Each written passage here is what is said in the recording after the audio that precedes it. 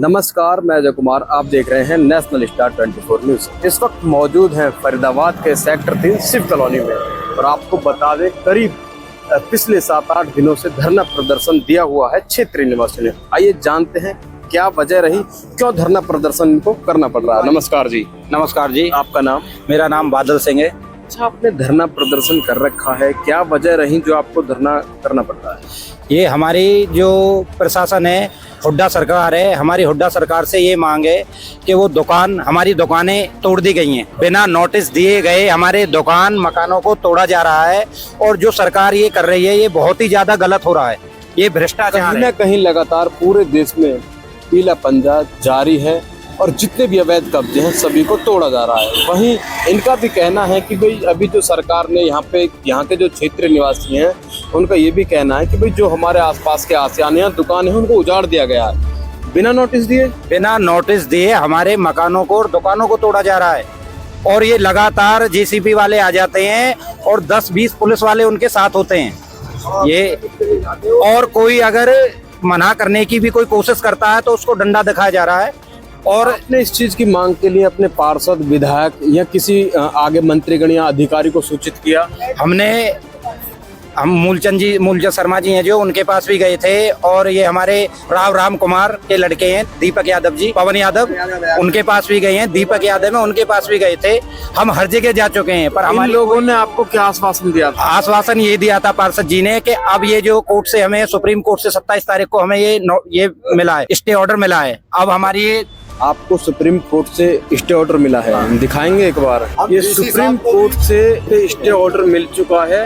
अच्छा, इसके बावजूद भी तोड़ दिया है।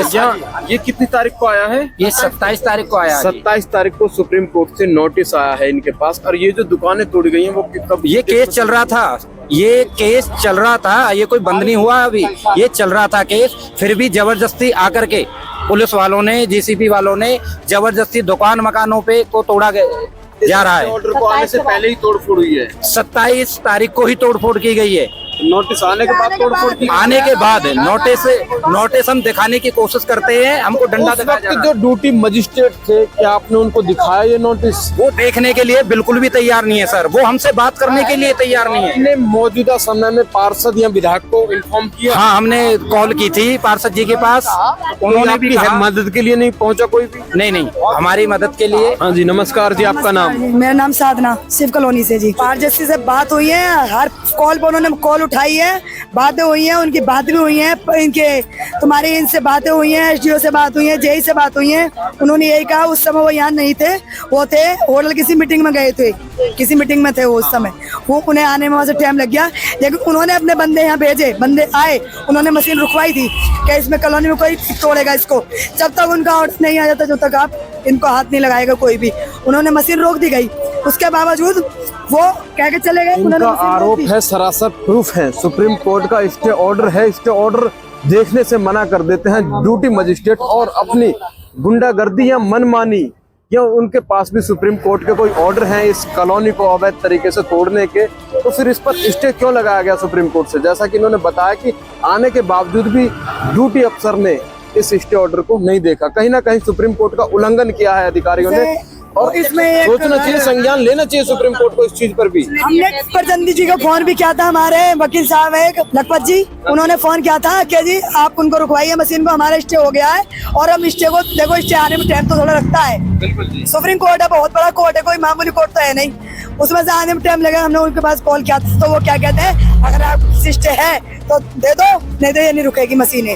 उन्होंने मना कर दी। उसके बाद हमसे पार्षद ने हमारा साथ दिया, वो आए, उन्होंने मशीन भी रोकी, उनके हक से रुकी भी, उन्होंने रोका। क्या हुआ उनके फिर वो बोले कि हम आप कब तक इंतजार करेंगे, आपकी स्टे नहीं आई। हमारी स्टे आ गई थी 1:10 पे, ठीक है। उनको दिखाई, वो कहते हैं ये स्टे नहीं है, क्या ये स्टे नहीं है, कहते हैं ये स्टे नहीं है, हम स्टे नहीं देखेंगे। क्या वो अनपढ़ थे, उनकी आंखें नहीं थी पढ़ने के लिए? क्या नहीं था उनके पास? जब वो पढ़ते नहीं है, लिख रहे नहीं है, क्या कर रहे हो फिर तो वो गुंडागर्दी कर रहे हैं, जबरदस्ती तोड़ रहे हैं अपनी, वो हर तरीके से कर रहे हैं। हमने उन्हें दिखाई, उसमें हमारे कॉलोनी में जब हमारी स्टे आ गई थी, उसमें से कितने के घर तोड़े गए।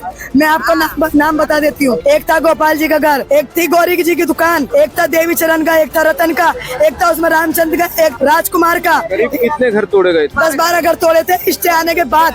तो इस क्षेत्र में लगभग कितने परिवार रहते हैं? परिवार में कम से कम सैकड़ों लोग हैं। पूरी कॉलोनी में तो सैकड़ों लोग बसे, दुकानें, मकान, पूरी जगह को उजाड़ रहे हैं। ये कहाँ का कानून बना दिया? कैसी सरकार है ये? निकम्मी सरकार आ गई। सरकार भी तो हमने बना दी, हमें अवैध बना रहे हैं, हर चीज को अवैध कर रहे हैं। कैसे अवैध कर रहे हो? हमें कहीं ना कहीं कोई जब सरकार को चुनता है तो अपने हक, अपने फायदे के लिए ही चुनता है, ताकि उनके जो मंत्रीगण हैं वो उनका सहयोग कर सके, उनकी रक्षा कर सके, उनको व्यवसाय दे सके, रहन सहन खान पान दे सके। और ऐसे में वही सरकार मनमानी कर रही है। हालांकि मौजूदा पार्षद भी यहाँ पहुंचे थे और उन्होंने मशीन को रुकवाया।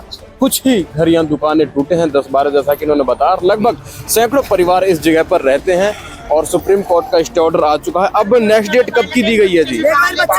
5 अगस्त की दी है ना, 5 अगस्त।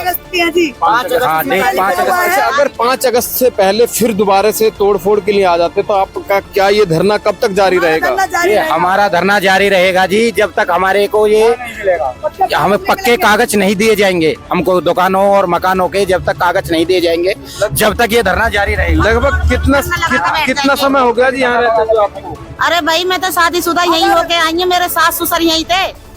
आज कम से कम 70 साल हो चुके हैं। हाँ, यही पीढ़ी रह रही है। तो क्या आपके पास इस जगह से जुड़े कोई संबंधित कागज हैं? हमारे पास हाउस टैक्स है, बिजली के बिल है, सारी चीजें। और हमारे पार्षद जी का भी ये कहना है कि ये कॉलोनी कोई नहीं उजाड़ेगा, इस कॉलोनी को। सभी का? हाँ जी। तो हाउस टैक्स तो तभी आएगा जब आपके नाम प्रॉपर्टी होगी, लेकिन आपके पास प्रॉपर्टी का कागज नहीं है। हमको नहीं दिए गए। ऑथराइज आ रहा है हमारे, ऑथराइज हमारी तरफ भी हो, हर चीज की वो है जी। ऋषि का हाउस टैक्स होता वो आता हमारे पास।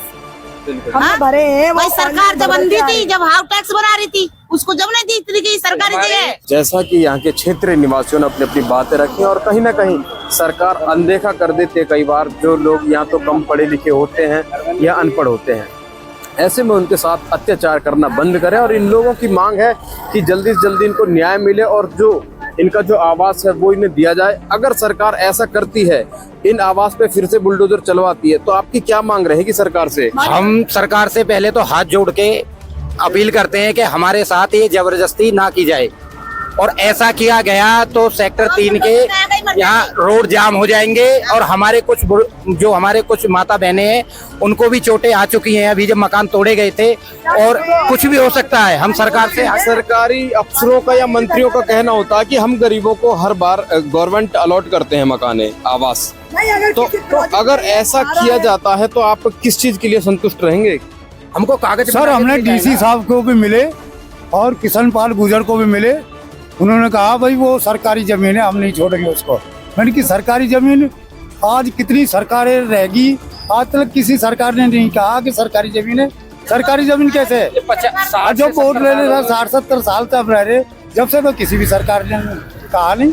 जब तो लोग कहते थे झुग्गी बसाओ और वोट बनाओ, और अब ये बीजेपी सरकार ने ऐसा कर रखा हमारे साथ में, बंदे इनको हटाओ, झुग्गी झोपड़ी इनको, मकानों को, और अपना नोट बनाओ।